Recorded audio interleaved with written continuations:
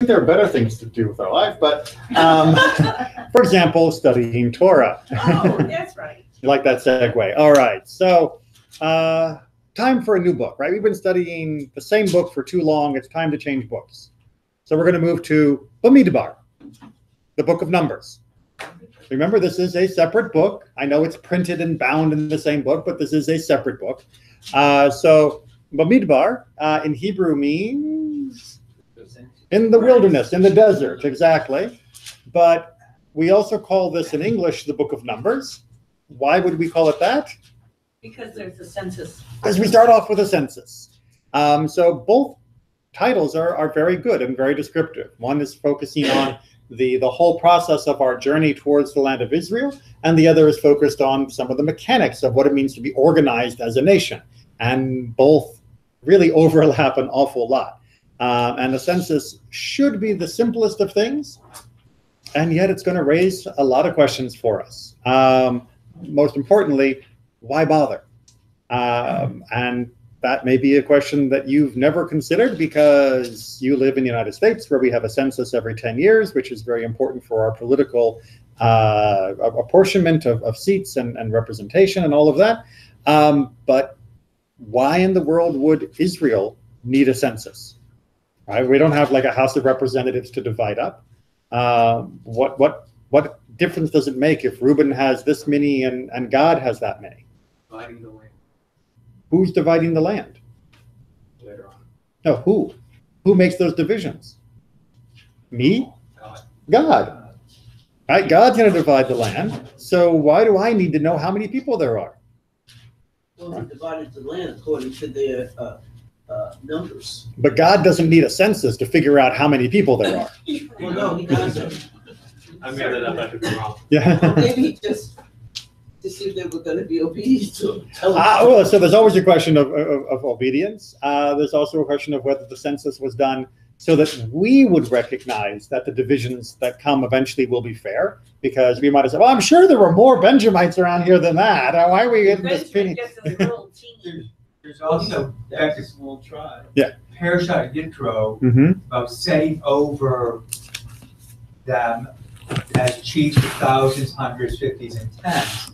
So there's a necessary administration of how you get the word out, how people bring up their complaints.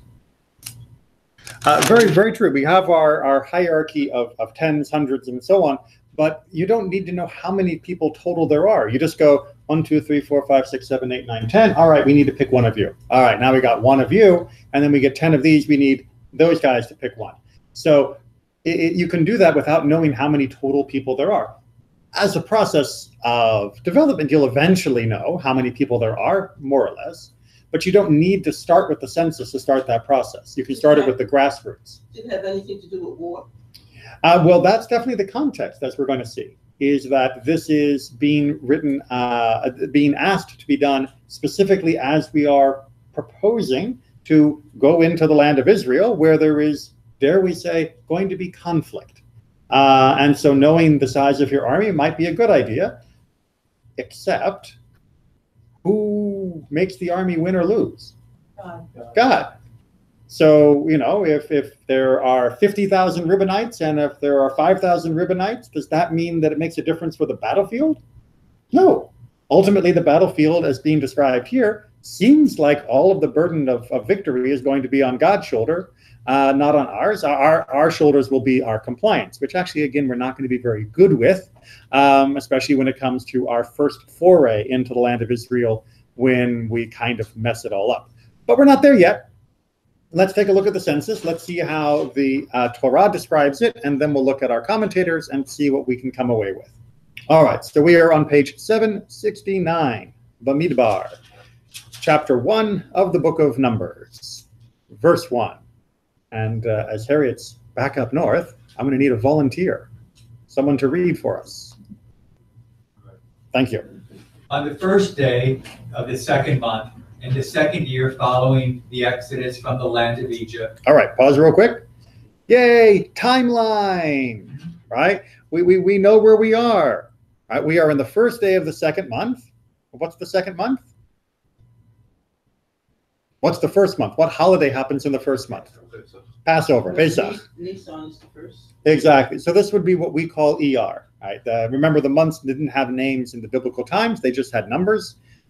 Just like we do sort of numbers for the dates of a month. The 2nd of January, the 3rd of January. They had the 2nd of the 1st, and so it makes perfect sense. So this is dealing with the month that we would now recognize as ER. So in the first day of the 2nd month, in the 2nd year following the Exodus, right? So they've already been out of Egypt now.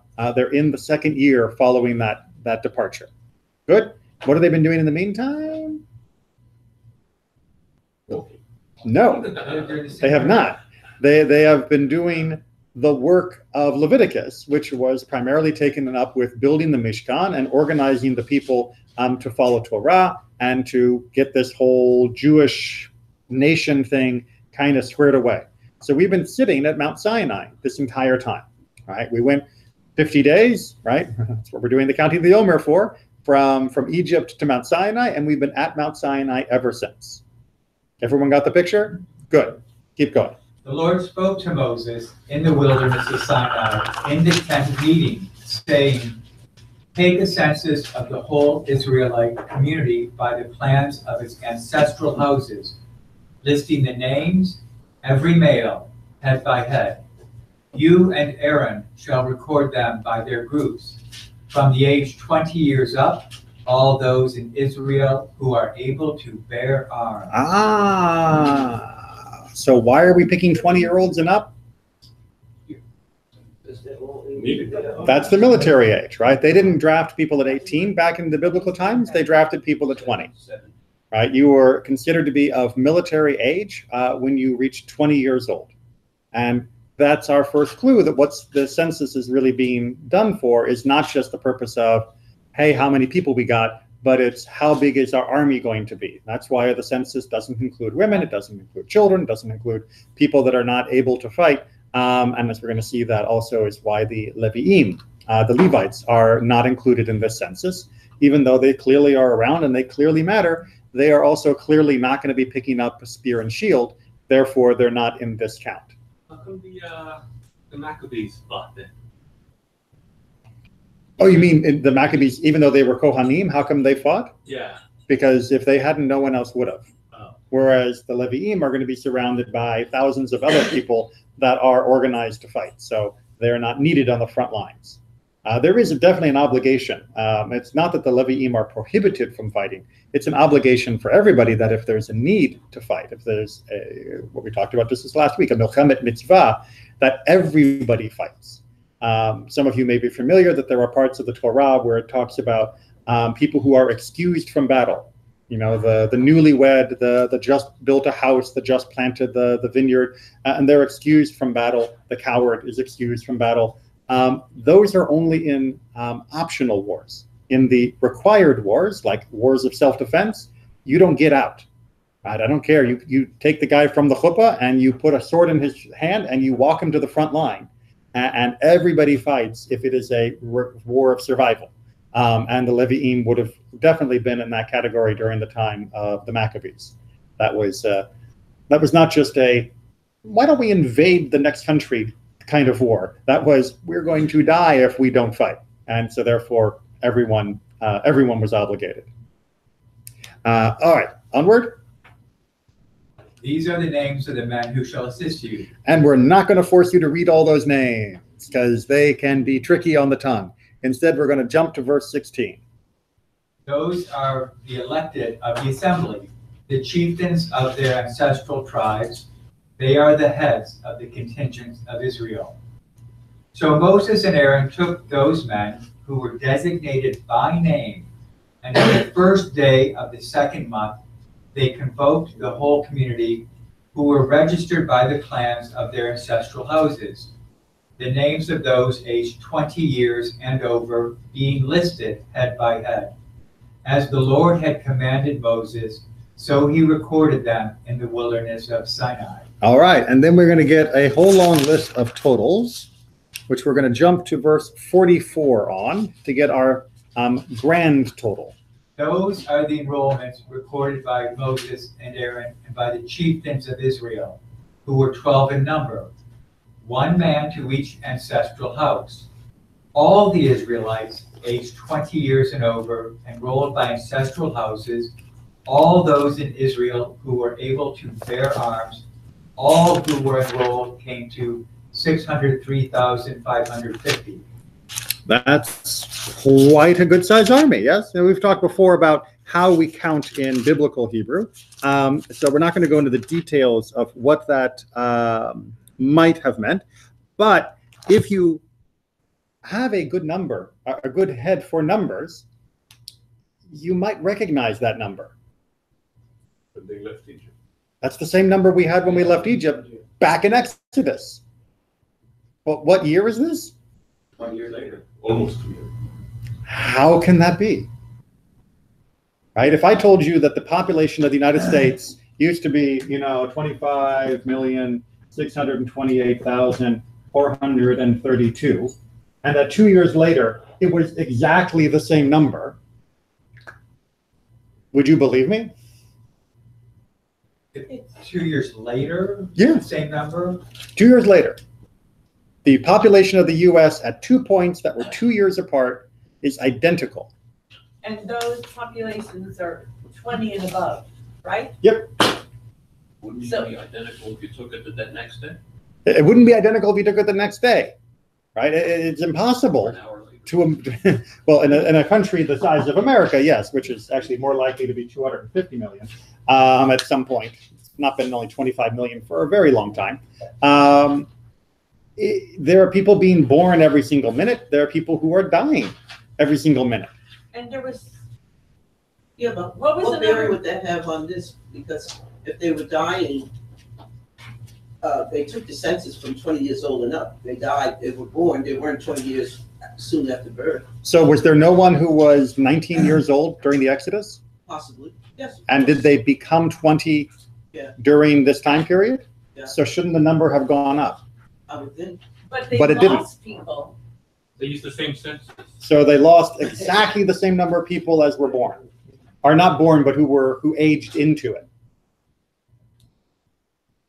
Well, our commentators noticed this as well, right? We are not the first people to discover this. We can't claim any chiddush for this question. So we're going to start, as we often do when we have questions like this, with Rashi. We cannot say that this census, i.e. in Shemot, is That's the one in Exodus. Yeah, is the one described in Bamidbar. For we So are, let me just make sure you understand what he's ruling out before he tries to explain it. So other commentators had said, the census that's talking about in the book of Numbers, that's just a replay of the census that happened during Exodus. It's not a new census. They're just restating the values. But it wasn't a new count, and therefore don't be surprised that the numbers are the same. It's like, if you were to take the official census document from 2010 and you were reading it in 2012, well, the numbers on the document haven't changed. We know the real population has changed, but functionally our government usually will act as though the number hasn't changed. That's because we only do a census every 10 years. And Rashi's saying, don't try and act like the census in Exodus 30 and the census that's happening here are the same event. You can't get out of the problem that way. for we are told there, on the first day of the second month. Well, the Mishkan was established on the first day of the first month. Right? So we get very specific times that are for both of these activities. And the Mishkan, of course, that's when we did our first census with the half shekel, when people would put the half shekel in, and that half shekel of silver was used in the Mishkan. So we kind of needed it back then. And from this counting, i.e. in Shemot, the sockets were made. From these, the shekalim alone. Right? So if they used the shekels to make the Mishkan, and the Mishkan was built on the first day of the first month, then its counting cannot be the same counting that we're having here on the first day of the second month in the second year. Everyone following why this is not a solution? Okay. In other words, there were two countings. One at the beginning of their contributions, after Yom Kippur in the first year, and another in the second year in ER, when the Mishkan was established. And if you say, is it possible that in both census Israel numbered the same 603,550? The two censuses took place in 2 different years.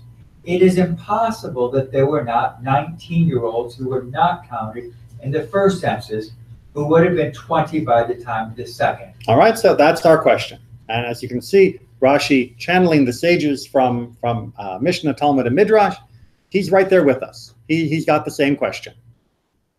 The answer is that in terms of the ages of the people, both censuses were conducted in the same year.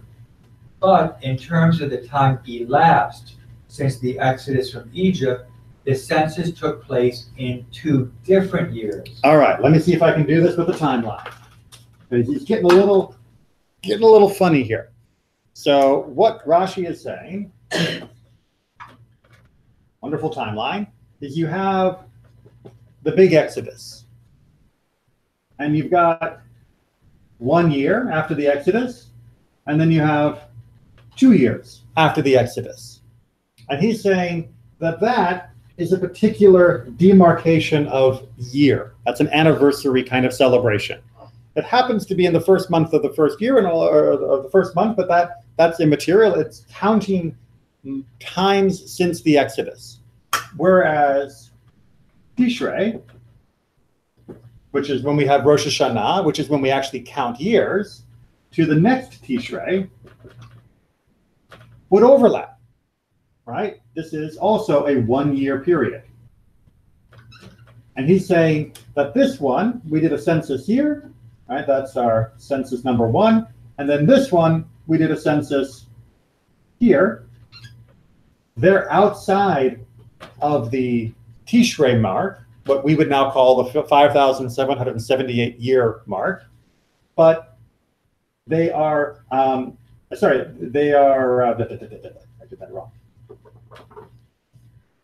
They are inside the same Tishrei mark, but they are in the 2 different years for counting time since the Exodus. So therefore, it was still the same year in this measure, but it was in 2 different years by time since the Exodus measure. Make sense? Kind of? Think of it like, counting the difference between your birthday and your anniversary, right? Your birthday and anniversary dates are not always going to be the same, because I'm guessing you didn't get married on your birthday. So there's always going to be, well, I'm a year older than I was last, but I haven't ticked up in my anniversary yet. So that is lagging behind for a while. And that's what he's trying to say was happening here. Plausible? Maybe. Let's see. Because the exodus from Egypt is counted from Nisan, as we learn in Masechet Rosh Hashanah, and the Mishkan was built in the first year and established in the second, for a new year started on the 1st of Nisan. But people's ages are counted according to the years of the world, starting in Tishrei. Thus, both censuses took place in the same year. The first was in Tishrei after Yom Kippur, when the Holy One was at peace and forgave them and commanded them to build the Mishkan, and the second took place on the 1st of Iyar. Right, so the first one took place in what we would, what the Bible would call the 7th month, and the next one took place in what the Bible calls the 2nd month, because of Nisan, it's ticked over. But as far as the year on the calendar would look, these would still be in the same year, just like they are now, right? We're in 5778 since last Rosh Hashanah, even though we're now in the 3rd month, officially, of the biblical calendar. My calendar on the wall still says 5778. So censuses are only 9 months apart. That's what he's arguing, exactly. How's that not the same one then? Oh, because they were still 2 different events, 2 different countings. But what he's saying is anybody who was 19 here still hasn't become 20 here. That's his argument. Is because if you were a 19-year-old in, we'll just keep using ours because it's easier, 5778, even if your, in quote, birthday has come, you're still 19 because we haven't hit the next Tishrei, we haven't hit 5779. Now he's going to get some pushback on that, in case you're wondering. but that's his argument at the moment, is that we count birthdays the same way that we count the age of the world, and you get a year older when the world gets a year older. Okay, so that's his opinion. And I don't see a lot of support for that going around the room, because that's his solution, is that nobody died and dropped out of the count, and nobody got older because you were frozen in time until the next Rosh Hashanah, as far as your age went. Everyone got to go get the driver's license at the same time. How does he? No, I just said, wow. How does he justify that no one died? He doesn't. He just doesn't mention it. Doesn't mention And in fact, the fact that he doesn't, the fact that he doesn't mention it is what Ramban is going to bring as one of his critiques. This is Ramban, also known as Nachmanides. I am astonished. He is often astonished at Rashi. How could there be such a large congregation without there being some deaths in half a year, some hundreds, and even thousands? According to Rashi, during this period of about 7 months, no one died. Right? They couldn't have, otherwise the number wouldn't match. Especially because, according to Rashi, no one is aging up during this time period because everyone is waiting for next Rosh Hashanah to get another number. But it is written in Bamidbar 9:6, and there were some people who became impure through contact with the dead. Which kind of means there had to be dead people, right? If you're becoming ritually impure because of contact with the dead, someone died, and if someone died, Old dead people. Right, this is that. if someone died, the number had to change. Moreover, I have another question. A person's years are not counted according to the years of the world from Tishrei, but rather each according to the date of his birth. Now, excuse me, Rashi. Nobody celebrates their birthday on Rosh Hashanah, right? We say that this is the birthday of the world on Rosh Hashanah, but we don't say, and it's also everyone else's birthday. We don't just get a giant cake for everyone on Rosh Hashanah and think that this is when everybody gets older. Nobody does that. And Ramban is saying, nobody does that in antiquity either. It's not just modern Americans who celebrate birthdays on the anniversary of the day we were born. We've been doing that for thousands of years. So what does Rashi mean by people counting their birthdays from Tishrei to Tishrei? It's just, who ever heard of that? Therefore, it is said of them from 20 years and upwards that they should have completed 20 whole years. And likewise, in any place where the Torah counts a person's years, they are counted from their individual dates, as we learn in Masechet Arakim. This being the case, all those born between Tishrei and Iyar had meanwhile completed a year, and many new people should have been recorded in the new census. Okay, so he lays out the problem very neatly, very clearly, and he's going to give us his solution. It is more probable that this is what happened. At the first census, Israel numbered 603,550. Many of them died during those few months, as is the way of the world. And many completed their 20th year between Tishrei and Iyar. And it happened to work out that their number replaced exactly the number who had died. Okay, so that's his solution, is perfect harmony. Coincidence, we're actually going to, in quotes, exactly, coincidence in quotes, that the number of people who died and the number of people who turned 20 happen to be exactly the same number within this population of tens and thousands of people. It's just worked out really neatly. But he has one more wrinkle.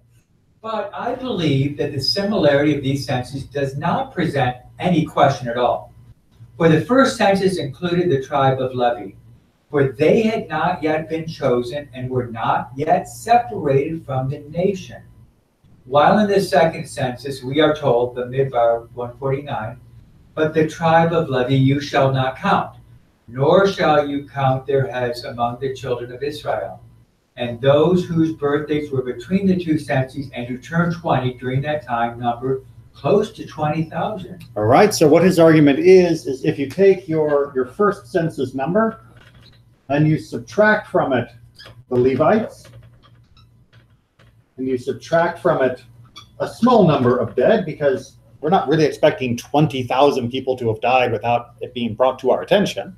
But you add the 20-year-olds, the ones who are aging up, right, who are coming up, then census number 1 and census number 2 are equal.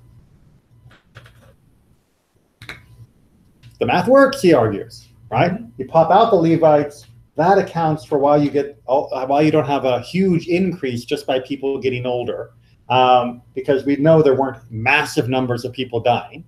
And the Levites and the 20-year-olds and the small number of people that are dying, that balances out so that we end up with, coincidentally, the same number at 2 different points in time, even though they are months and months apart. Did he solve the problem?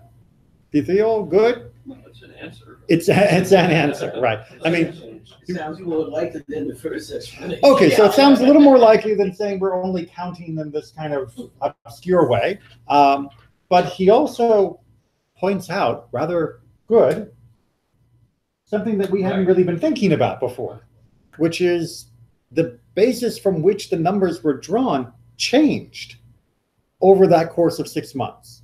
So we were worried before that the number shouldn't be exact because a few people got older, a few people died. But now, how can the number be exact when we're yanking out 20-some thousand Levites who were involved in that first census? I mean, that's a much bigger discrepancy to have to work over, because there were really 20,000 19-year-olds that were just waiting for 6 months, to get their birthdays, to be able to fill the ranks that the Levites are now being removed from. That means there were, I don't know, just 19 years before the Exodus, there were a lot of babies being born. It was our own little baby boom generation. Not exactly a smooth distribution of the population to have a 6-month gap where lots of 19-year-olds happen to be aging up. So it's a solution. It's a solution that relies on coincidence or divine planning rather than just, it seems so obvious. But notice that his main objection to Rashi was it didn't make sense because that's not how we count. And it's much more probable that the world was just happening in the normal way of the world, right? That we don't want to say that people didn't die. People die, and that's normal. Even in our own census in the United States, they do statistical modeling. They don't really count everybody. Correct. Yes, exactly. They count most of the people and then apply some math. Very fancy math to try and estimate the people they didn't physically point their fingers at while counting. They have to, because otherwise you wouldn't finish one counting before you had to start the next one. And you would probably, have trouble of how do we count everybody at one point in time? I counted you, but by the time I got to your neighbor's house, you'd passed away and your neighbor had had a baby. So does the baby count for the same time when you were still alive, or does it not how do you capture the total at one moment of time? If you have this small of a group of people and everybody all gathered together, it's a little bit easier, but it's still not perfect. And Ramban wants it to be natural, right? He wants people to be growing up. He wants people to be dying. That sounds wrong. He wants to allow the fact that people will die in the normal way of the world. And yet, as much as he wants this to be natural, he's still left with this very, very profound coincidence between the two numbers happening to be the same. All right, so enter Umberto Cassuto, who is a more modern commentary, which I often find has unique insights that get missed, but he will bring them. As for the problem of the dates, we can solve this with what we have learned from the Maori documents from Mesopotamia, 18th century BCE. Which is long before Judaism. Concerning the census there. So that's one of the great advantages of being a scholar in the 19th and 20th centuries, which is you have access to archaeological data that our ancestors didn't have, either because they were living during archaeological times or because they simply had not dug up anything or studied things from the ancient Near East. He has this information, and therefore he can provide us with unique insights. These documents prove that a census was not a simple matter accomplished in one day, but rather took a great deal of time. See 2 Samuel. We can assume that the intention of the Bible is as follows. During the first year after the Exodus, when the artisans were engaged in constructing the Mishkan, the first steps of the census were taken. The Israelites appeared one by one before the designated authorities, who then wrote down their names on shards and took a half shekel from each. This money went towards the construction of the sockets in the Mishkan. After these first steps towards compiling a population registry were taken, and after the month of Nisan, dedicated to celebrating the establishment of the Mishkan and the holiday of Pesach, had passed, those in charge of the census, see Bamidbar 1, began to sort through the list of names and to calculate totals on the first day of the second month of the second year. All right, I just want to make sure we're keeping up with his argument here. Right, his argument is there wasn't census 1 and census 2. His argument was there was census 1, and that's when the guys showed up with their half shekel. They wrote down their names so that we knew who had paid the half shekel into the contribution of the building of the Mishkan. And when they did that, they had a raw number of the total number of Israelites, the 600,000 number, because they knew how many shekels of silver they had collected. But they didn't start counting like the detail organization of the numbers and the names until later. As the verse says, Bamidbar 1:2, this counting was done according to the number of their names. That is, by counting the names written on the shards. So a great close reading by Kasuto of saying it's not saying the number of the people, it's saying the number of the names. Why that interesting phrasing? Because it was the names on the shards. 6 months later, the government's finally doing the paperwork, right? It's about normal for government bureaucracy to be 6 months behind. That's what his argument is that there wasn't a census 2, there was census 1, and then there was census 1 analysis. And it's the census 1 analysis that we are hearing about 6 months later. Even though several months passed between the beginning of the census and its conclusion, and in the interim, some of the people counted had died, and others not counted had reached the age of counting, in any case, the number of names counted was exactly equal to the number of half shekels that had been collected earlier, since the counting in the second year was done by means of the names that had been collected at the same time as the half shekels.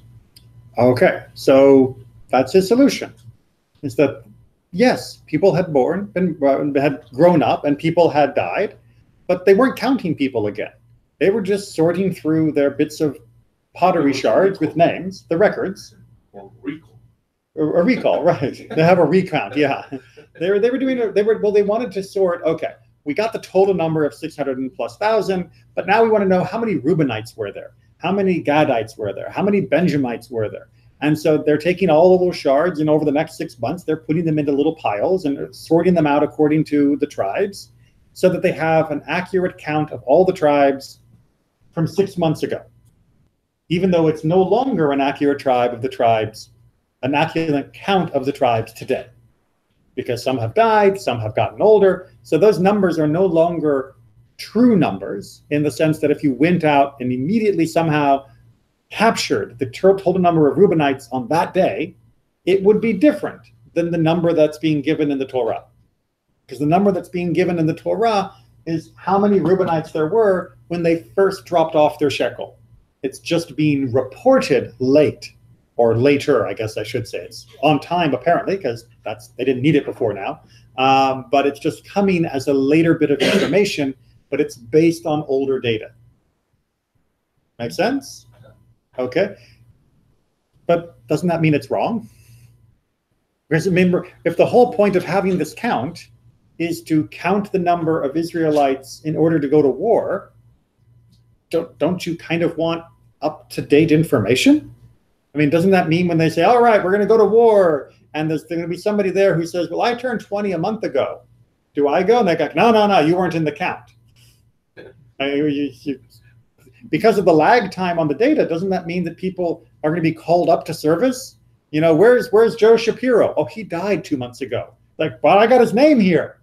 He's on my roster of soldiers. It's like, yeah, but he's dead.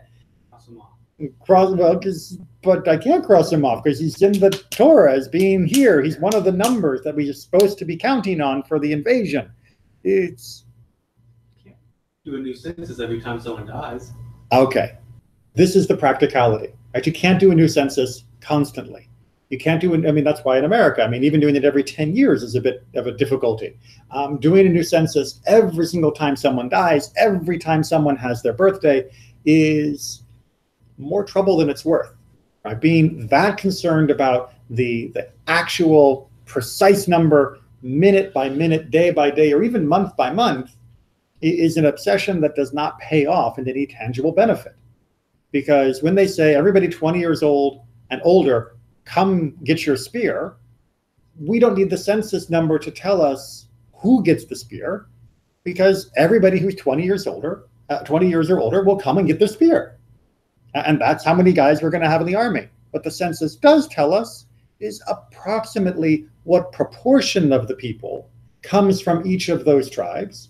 And presumably in the middle 6 months, the birth, the aging up and the dying out was roughly equivalent in all the different tribes.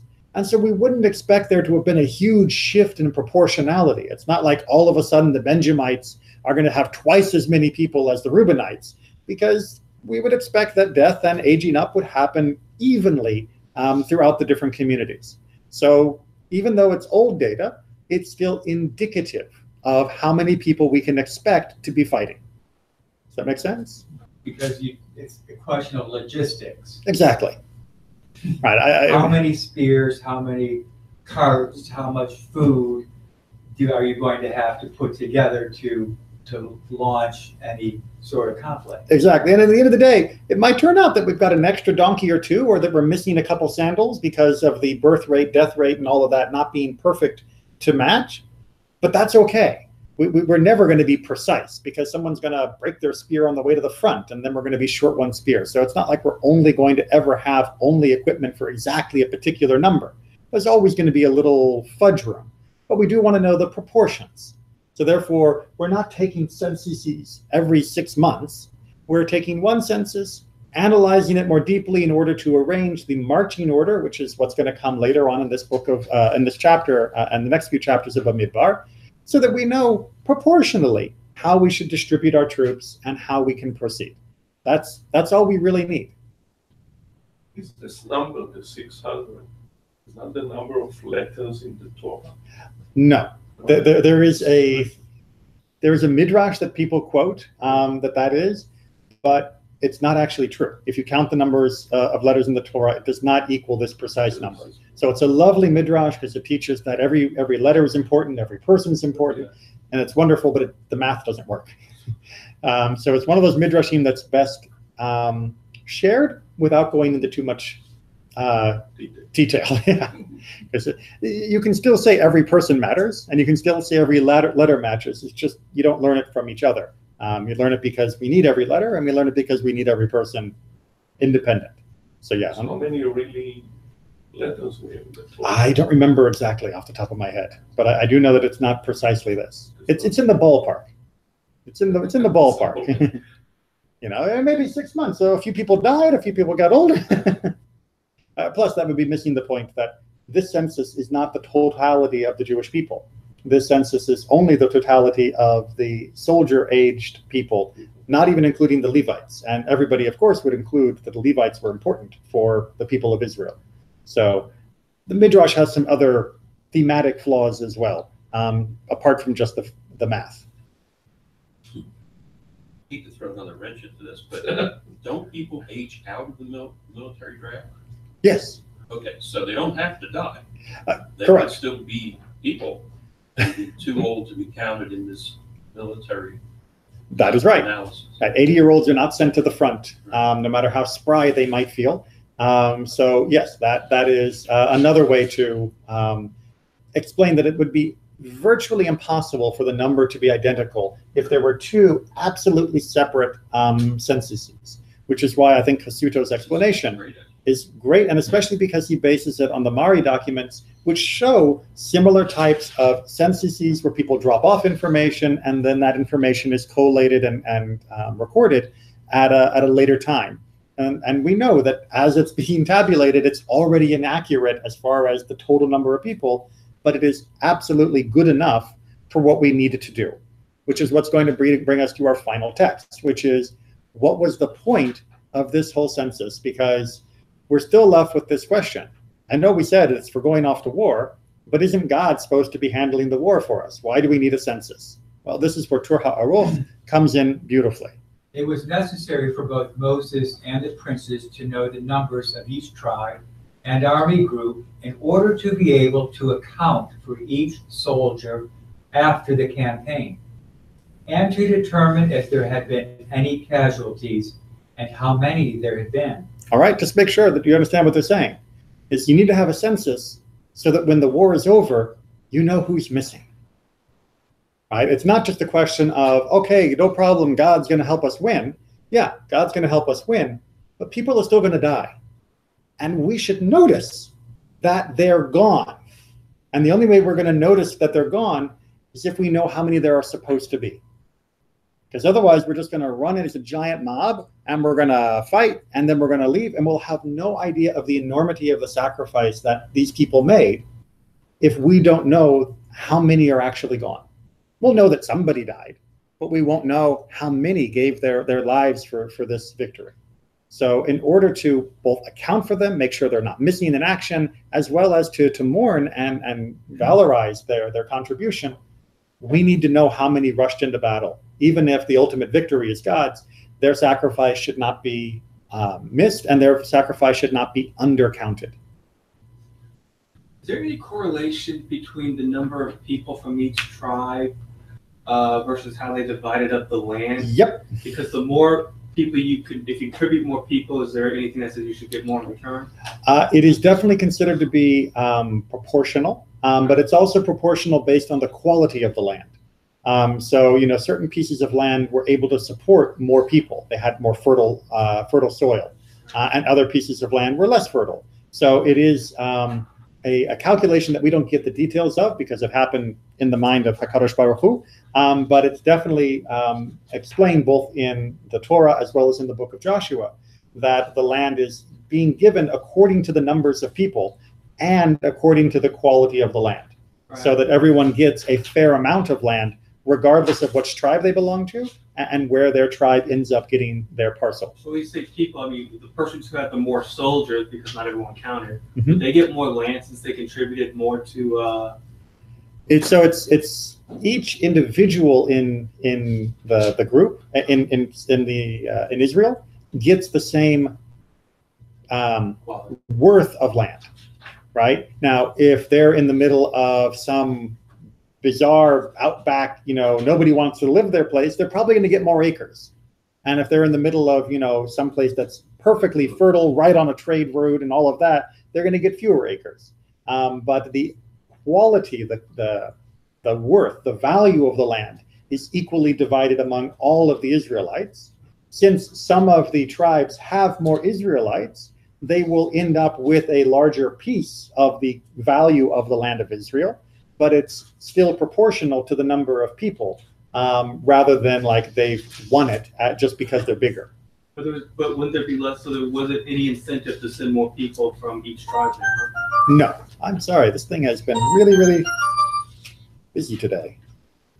Let's go ahead and just silence that for the last 2 minutes. Like you said, the people who were scared didn't have to fight, but there'd be no incentive to stack the battle by sending more of your guys in. Yeah. No, because it's not about whether you fought or didn't fight. We're supposed to all fight as if we're able to, because we're all part of the same nation. And those who can't fight are not left out of the blessings of the land of Israel, because they're still part of the nation. So it's meant to be shared equally.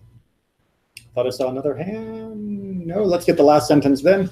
Although in the event there were no deaths, Judaism, the Torah, does not base its calculations on supernatural miracles occurring. Right. So we're not going to We're not going to plan war based off the idea that God's going to protect everyone and there won't be anyone dead.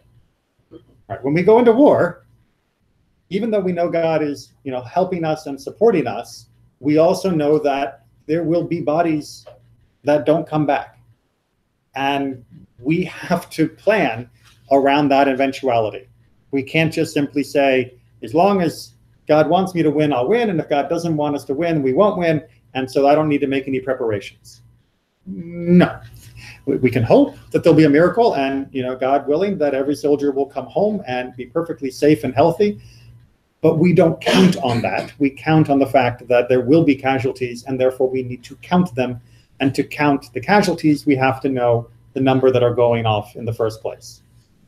So very, very practical, very sensible, as Judaism so often is, and also very, I think, devoted to what it means to serve as a soldier, to defend Eretz Israel, which many of our soldiers are doing at this time, but also to defend the Jewish people, whether it be in Israel or anywhere else that people are working on behalf of the Jewish world, is something that we need to stand up and count and pay good attention to. Any final questions? All right. Yeah. Oh, yeah. How come David got in such trouble for his census? Because he did it wrong, because he was counting people like things rather than counting people like people. And when you, as a government especially, which is what David was at the time, when you reduce your people to property, to objects, and you dehumanize them in that way, then you are headed right down the road of tyranny. And that's why David was chewed out for the way he handled his census. Because it wasn't a census, it was a stock taking. Mm-hmm. Yeah. Oh,